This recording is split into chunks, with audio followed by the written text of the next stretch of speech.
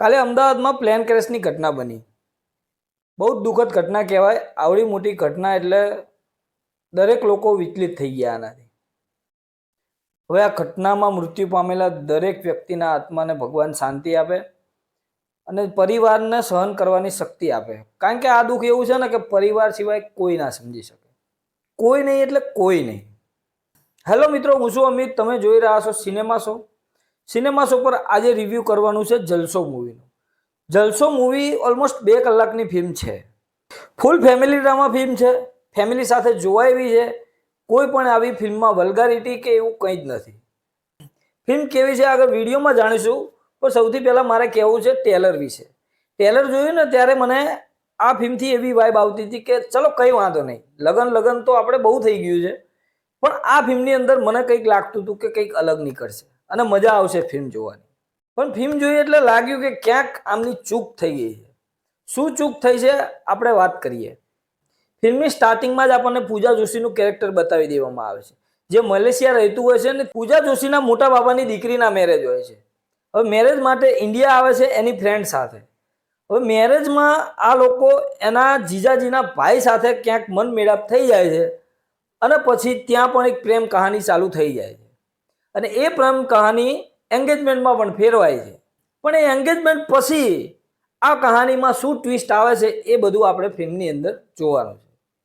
સૌથી પહેલાં કેરેક્ટરની વાત કહું તો જ્યારે ફિલ્મ ચાલુ થાય ને ત્યારે આપણને એકદમ સ્લો ગતિમાં ચાલુ થાય છે. કારણ કે ઘણા બધા સીન ફિલ્મની અંદર એવા છે ફર્સ્ટ હાફમાં જ્યાં આપણને એવું લાગે કે બહુ વધારે પડતા ખેંચાઈ ગયા છે.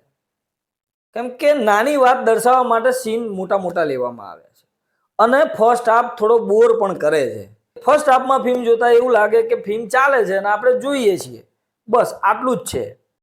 ફિલ્મની અંદર એક મેસેજ પણ આપવાનો પ્રયાસ કર્યો છે કે આજકાલની છોકરીઓ કેવી હોય છે. નાઇટ આઉટ કરતી હોય, બહાર ફરતી હોય, પાર્ટીઓ કરતી હોય, સિગરેટ પીતી હોય, દારૂ પીતી હોય, છતાં પણ એ શું કેરેક્ટરલેસ જ હોય છે. એવી પણ વાત આ ફિલ્મની અંદર કરવામાં આવી છે. દરેક ફિલ્મમાં આપણે ગુજરાતી ફિલ્મોમાં આપણે જોઈએ જ છીએ વુમન એમ્પાવરમેન્ટ પર ઘણી ફિલ્મો બની છે. આ પણ મને એનો એક ભાગ જ લાગ્યો. કેમ કે વાત એ રીતની આ ફિલ્મની અંદર પણ કરવામાં આવી છે. આપણે દરેકની માનસિકતા અત્યારે એવી છે કે બહાર ફરતી છોકરીઓ કેરેક્ટરલેસ હોય છે.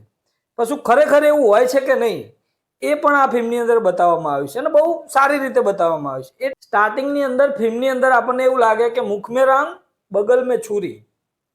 કેમ કે બતાવવામાં જ એવું આવ્યું છે. મોઢા ઉપર દ્વારકાધીશનું નામ છે, ત્યાં દારૂ પણ પીવાય છે, સિગરેટો પણ પીવાય છે અને પરિવાર સાથે પીવાય છે. આ જે બતાવ્યું છે એનું પ્રેઝન્ટેશન સારું છે, પણ ફિલ્મમાં એ વસ્તુ વર્ક નથી કરતી. આપણને જે રિલેટેબલ નથી લાગતી કે મતલબ કનેક્ટ કેટલું નથી કરતું. ઇન્ટરવલ બ્લોક ફિલ્મનો જબરજસ્ત છે. ત્યાં આપણને એમ લાગે કે ફિલ્મ ક્યાંક ઉપર જશે. ઇન્ટરવલ પછી ફિલ્મની અંદર જાન પણ આવી જાય છે અને જોવાની ખરેખર આપણને ત્યાં એક કનેક્શન નહોતું ને, ત્યાં આપણને એકદમ કનેક્શન બિલ્ડઅપ થઈ જાય છે. પણ ઇન્ટરવલ પછી જેમ જેમ ફિલ્મ આગળ વધે છે ત્યાં મજા પણ આવે છે, પણ પાછી સ્ટોરી આપણને પ્રિડિક્ટેબલ લાગવા લાગે છે. એટલે ફિલ્મની કહાની મને અહીંયા કંઈ ખાસ લાગી નથી. આવી કહાનીઓ આપણે ઘણી બધી ફિલ્મોમાં જોઈ છે, આમાં કંઈ નવું નથી. ટેલર પરથી લાગતું હતું કે નવું જોવા મળશે, પણ અહીંયા બિલકુલ નવું જોવા મળતું નથી. દરેક કેરેક્ટરને ઇન્ટ્રોડ્યુસ કરવામાં આવે છે, એ બહુ સારી રીતે કરવામાં આવે છે. જેમ જેમ ફિલ્મ આગળ વધે છે એમ એમ નવા કેરેક્ટર આવતા જાય છે, જે બિલ્ડઅપ અહીંયા સારું દેખાય છે. ફિલ્મનું ડિરેક્શન પણ અહીંયા સારું દેખાય છે. કેમ કે સ્ટોરીમાં કંઈ નથી પણ છતાં પણ ફિલ્મને જે રીતે ડેવલપ કરી છે એ સારી કરી છે.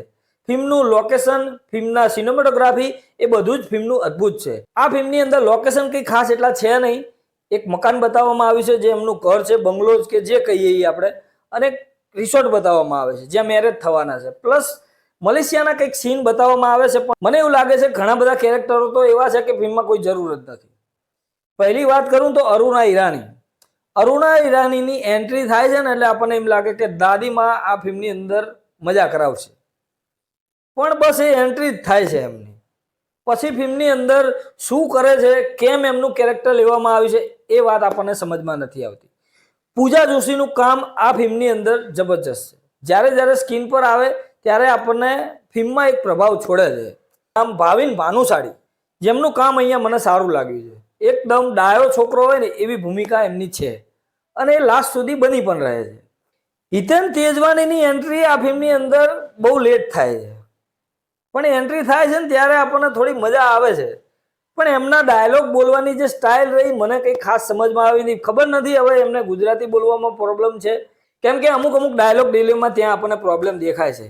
આ ફિલ્મની અંદર કોમેડી છે, ટ્રેજેડી છે, ઇમોશન છે, બધું જ છે, છતાં પણ આપણને કંઈક ને કંઈક લાગે છે કે ક્યાંક છૂટી ગયું. કોમેડી પણ છે ફિલ્મની અંદર, અને હેમાંગ દવેના ભાગમાં જે કોમેડી આવી છે એ બહુ જ ખરેખર મજા કરાવે છે. ઓવર ધ ટોપ થોડું જાય છે, પણ હેમાંગ દવે આપણને ફિલ્મમાં હસાવવાનું કામ કરે છે.